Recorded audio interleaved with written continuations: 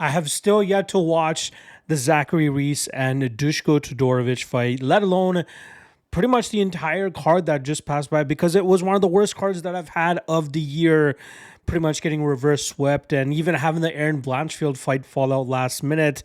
Would have been nice to have that fight in play to potentially bite into the deficit, but very bad card for me last weekend, and ultimately losing our lock of the night play as well, which was the Zachary Reese Dushko Todorovic fight under 1.5 rounds. Very surprised. I don't want to know how it played out. I just saw that I lost. I don't know if I can stomach it in this moment to go back and watch it.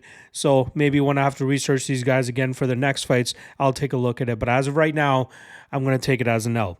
We did cash on our Cage Warriors lock of the night play, so I'm happy about that, with Matteo Martignoni going out there and dominating his opponent, Luca Terabori. But again, a little bit chalky on that one, so we do take a bit of an L all in all this weekend. So we go 1-1, which now brings our yearly record to 22-22 for minus 43.87 units and a minus 20% ROI. Yuck. Again, right? Like I just it's not been my year thus far. So I'm trying to trudge through this thing. I know 50 units was kind of my goal for the lock of the night plan. We're getting close to that point where we're going to have to make up 100 units over the next 6 to 7 months if we want to end up reaching that goal. But I'm not chasing anything. I'm going to stay the course. I'm going to continue to do what I'm doing. Obviously look into deeper where I've been going wrong in some of these spots. Some of these spots you can't even kind of predict, so it's been very unfortunate. But we'll get back on the horse. I have no doubt about it. Thankfully, the dog of the night play has been doing pretty well. We're 27-25 on the year for plus 12.96 units and a 25% ROI, but still. And the other plays not doing too bad for us, not the dog of the night or lock of the night plays.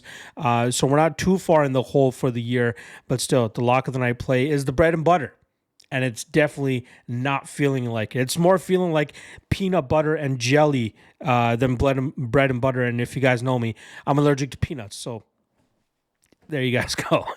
All right. Top 3 lock of the night candidates for this UFC 316 card. I just played it earlier today. Feeling pretty good about it. But again, tough to have that ultimate confidence. So it's up to you guys whether you guys want to fade or follow. I'm giving you guys 3 candidates. Only one of them will be the official lock of the night play. So let's get right into it. First candidate up is going to be the Jekka Sergi and Ju Sang Yu fight under 1.5 rounds, which currently sits at plus 125. I think that's a pretty damn good number considering how these guys match up, not to mention the advantages and just sheer skill discrepancy here in favor of the new UFC debutant Ju Sang Yu, undefeated, I believe 7 or 8-0, very good striker, very good grappler, and I think Sergi, obviously he's gone back to the drawing board to try to fix his game and become a better grappler, but I don't know how much improvements he can make over the last 10 to 12 months that he's been training, and I expect him to come up short against Yu, and I think Yu dominates this fight and finishes him relatively quickly. We know that this fight, if it hits the ground, you will have a significant advantage there, and I think he can quickly get to a dominant enough position to find the finish, and I expect that to happen under 1.5 rounds. So at plus 125, I feel that's a decent spot as a potential lock of the night candidate. The second lock of the night candidate is going to be Sergey Spivak, who comes in at minus 140, taken some action over the last few days as he goes up against striker Waldo Cortez Acosta. Clear grappler versus striker matchup here, but I don't think Cortez Acosta presents a whole lot of trouble for Spivak in the striking realm. Of course, he's the better striker, good consistent jab, decent speed, might have a little bit of an athleticism advantage as well, but I don't think it's to the point that will cause Spivak a whole lot of problems. I expect Spivak to eventually get this fight to the ground, and I think from there Cortez Acosta will start to struggle to get back to his feet.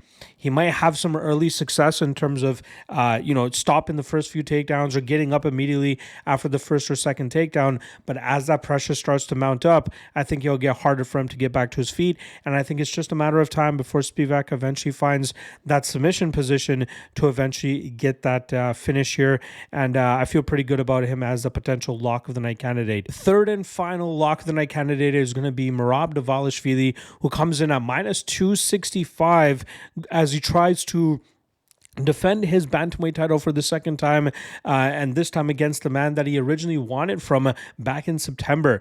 Now, O'Malley obviously has a shot to set up his traps as he does with his striking and potentially find that big knockout here against Dvalishvili.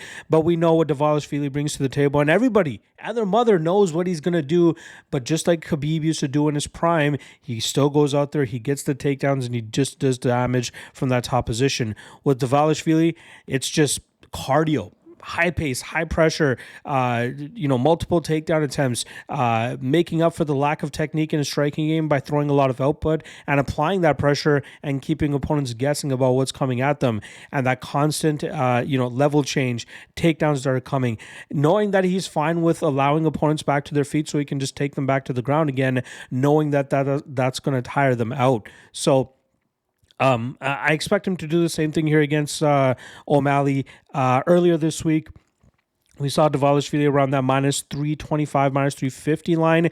Clearly some action coming in on O'Malley now to bring that line down to minus 265. And that's where I feel a little bit more comfortable with it, taking a shot on Dvalishvili there rather than the 325, 350 line he was at earlier. I think this is closer to the line that he should be at, and I think he comes through and makes it look just as dominant as he did in the first fight, and still bantamweight champion and potentially a lock of the night candidate for UFC 316.